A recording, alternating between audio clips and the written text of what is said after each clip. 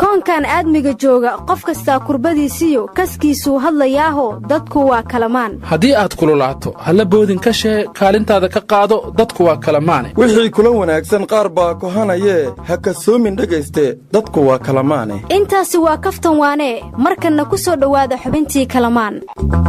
aryaadhaha heergeed fadhiyow anigu beriga ilma la sheekaysa maayo dadkii hore waxay maqli jireen taaniri taatiri tuu yiri siyaad maysugu tagnaa haddaanse waxay mare soomaaliyey ishiis laga arkaa ushiis lagu tumaa war xilligaas guulwada ma ahayd war mayaniyo hangash buu ahaa adeer waa ka dhacsan tahay Champions League isbuucan kulanka Manchester iyo PSG ugu shidan yaa waa la ogyahay bakaar in dabka lagu shidayo dadkii oo cabaha ayaa kulmiye yimid ayaa moogtaas war bakaar dadkii boosas uga gubteen inay dib u dhistaan waa loo diidaa leeyri dad kalaana la siiyaa leeyri marka dadka bixinaya meeshan iyo kuwa la siinaayo mayaga gubay markii hore taas li sheegay hoob edaata lanki ha sheegay meelilisi walaagi hantaaka baabahan korjay way lahaashana reeda lan kuwada hadale war dadkii hore dabkay ka dhacsan waayeen kuwa dabka ka dhacsan karaa la siinaya waryaanaha bacadli xamar weyne markuu gubtay dadkii lahay waa loo diiday ka kadibna sarweyn oo dawladdu leedahay oo bacadla waa tii laga dhigay aad sheegaysiin horaan waxaa loo yiri khasaaro waa qabataan ninkii khamar dheelaayo war dadkaanu ganacsatay ahayeen khamar ma dheeli jirin qaruun baa ku qaniineen war Soomaaliya waxay ciidan lahayd cabasha ka soo yeertay war aawi nabadii nool war annaga qaramaynayne Soomaaliland ha yimaadaan war warkayga dhaxkan la dhageysta ciidanku waxay leeyihiin mushaarka qaar 6 bilow ka maqan qaar 3 bilow ka maqan saa wax yihiin kaambeenga bilawday madi kaambeenka dhawya waa luuq la gili jiray askartan la gadii jiray yaa ciidanka mushaarka hore waa loo aruuriyaa hal tooga la isku sii hayaa aan dal lahow kortaano war markii Daacish iyo Shabaab ay dalka ka xoreeyaan xaqay u leeyihiin in mushaar la siiyo ciidamada kuwa shacabka ku xadgudba markii laga dhax saaro xaq bay u leeyihiin in mushaarkooda la siiyo war waxa la yiri nin baahan nin buu ka barax looguma dhiibe waa loo aruurinaa waadin kale sida ayuu tan ciidanka lacagtay cidda aruurisay ma ka cayma doontaa lacagtu waryaa madaxweynuhu waa ka yiri mushaarku hadiyad maaha waana la dhiibayaa qaylada iska dhaaf dhiibow yeelan ka fadhiye war ma haysiin qaar ka mid ah odayaasha gobolka Mudug al-shabaab ay kulan la qaateen shabaabna waxay ku soo amreen hadii la arko qof dhir jaray labada dhigooda laga goynaya war arbashanka ku daran ma furya falleera loo yeela may dheegi jiray hees oo leeta hadii dhegta ruux la jaro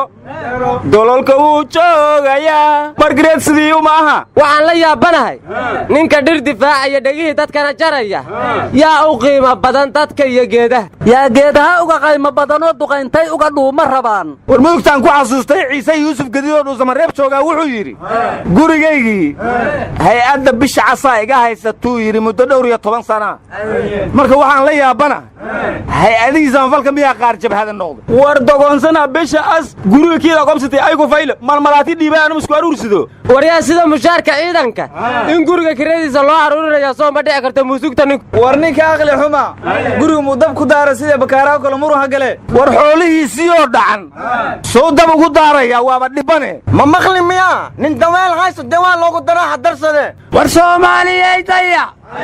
haddaad nabadda diidaan bilana loo durbaantumo shaqaa duxiyo nolol leh u dadaali weydaan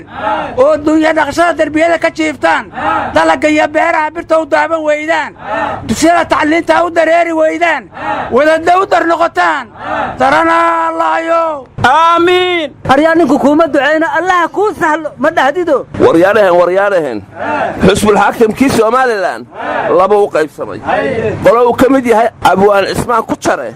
waxay yiraahdeen waan ku jarnay markuu Muuse bixi noo kala eexday war abwaan ismaan guure maarayaha tiyaatarka waa raadiyo kulmiyana agaasima kama aha hadda asaga laftiisa lagu jari rabaa waxaa la yiri liwaa sidiisaba mageeraare waa guuxa arbeentiisa daad ma dhagaad libaax guuxiisa ku dhagansata kugu yaaliin aan dhaloolee ma karkino war waxaa la yiri waagii warkiyo waraaqdan u qoro iyo waxaan amraba dadku wadar ahaan weynayn jireen waajibkana ahayd intaan wiish ku dhicin waxnayda allow wadadii saxnayd inaan waafaqnaa horta niyow calaacalkan iska dhaafshalay waa shay xaaraane waxaan se intaas ku raaci lahay oo horey loo yiri bidaar ciraa kaacay maaroon haba laa soo ciilaamiye bidaar ciraa kaacay maaroon haye war adeero garan maysidee imika bidaartii xal baaba loo helay oo madaxoo dhan baa la wada xiiraayo yuu baa laga dhigaa war ma haysaana maxaabiistii xabsiga dhexe magacii waa laga beddelay ardada xabsiga dhexay noqdeen maanta qaar baa qalin jebiyey gaal shirihima laga soo deeyahe war see loo soo daynaya kuwa derbiyada fadhiyo oon waxba baranaynaaba hadda la geynaya si wax loogu bare kuwii horena qaar baa xataa buugaag xabsiga dhexdiisa ku qoray warnimiyow jenaraal bashiir gooba xabsigiyo jaamacad beeslaangeen bedeli maaha horta awal xabsiga beesada lagu deganay meeqay la ekeed bashiir gooba ma taqaaniin barbaratoy maa bariim waay bannaankas joogaa berber u joogaa u leeyahay berber ma jooga bashiir goobe banaadir buu joogaa loo nagala tag warnimayo arday imtixaanka su'aali loogu keenay ka jawaabay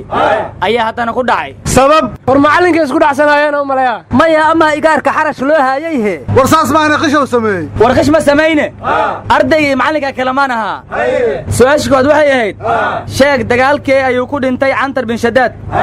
ardaygii wuxuu ku jawaabay dagaalkii ugu dambeeyay ee uu galo su'aasha labaad waxay ahayd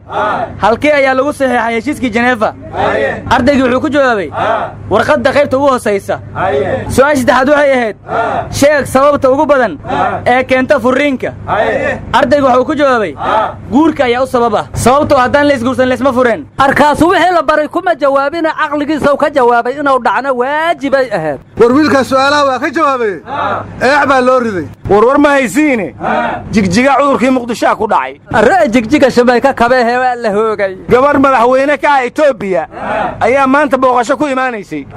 jidadkii oo dhanna waa la xiray hadda cudurka muqdishaa qabi jirtay war dhagxaan ma la dhigay war ilaahan Umar iyo Taraam wali waa isku dhagan yihiin war gudoomiyihii guddiga doorashooyinka xalimiyare doorashadii baaqatay Nigeria ayay kor joogto ka tahay maayadaa baajisay war wasiiradii uu soo magacaabay madaxweynaha Puntland maanta baarlamaanku waa ansixiyeen war xildhibaan ka tirsan baarlamaanka Slovenia ayaa supermarket soo galay baa leeyiri kadibna xabad rooti uu cunay isagoo lacagtii dhiibina way iska baxay cunaha halaqya ku gal kaas waa tuuganimadaas kadibna Facebook la soo dhigay isagoo inta rootigii cunay iska baxay kadibna lacagtii inta bixiyay ayuu xilkii iska casilay oo yiri xisbigaygan u diiday sharaf darrada war ya xildhibaanada ku xadgudbin xasaanad bay leeyihiin rooti wax ka weyn bay xadaan ismana casilaan war degmo ka mid ah Kenya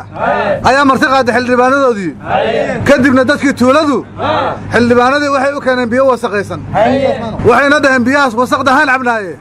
nala caba idinkuna xildhibaanadeena yaa tihiin eebago kuwayna mudnay in dhiig lagu marti qaado ee la yiraaho nala caba maalin kasta sidaana dhiigaanya loo daadiyaahe war waxaa la yiri